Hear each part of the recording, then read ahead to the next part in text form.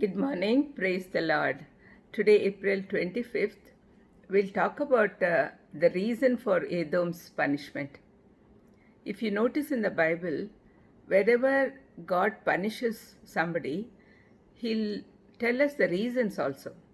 Because He is a just God and a loving God, and He wants His children to know why He is punishing such so and so, and through that He wants us to learn some lessons. Obadiah 10 says, "For violence against your brother Jacob, shame shall cover you, and you shall be cut off forever." God made this curse against Edom. Edom is another name for Esau, the twin brother of Jacob. The sovereign Lord had selected Jacob to be the forefather of the Israelites and so named him as Israel. Right from their childhood, the twins were fighting for supremacy. Throughout the scriptures, we see God as a just God. He never punishes anyone without a reason, and it is surprising and astonishing to note that the great sovereign God humbles himself so much to even give reasons to the mankind for his punishment. In several occasions, he explains why he had to take such drastic actions against certain people who had done something wrong. In the above verse, God is saying to Edom that he mistreated his brother Jacob, and that is why he is punishing him and his descendants. Descendants of Esau, Edom is charged with violence against Jacob, a total disregard for human life.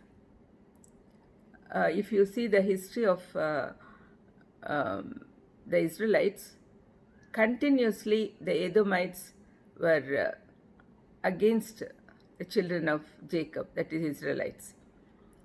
Murder is bad enough, but the killing of one's brother is disgraceful. Because of the mistreatment of his brother, Edom will be covered with shame. So complete is God's retribution that Edom will become extinct, cut off forever. Edom was brought under Israelite subjection from 400 to 100 BC, after which time its history is not accurately known.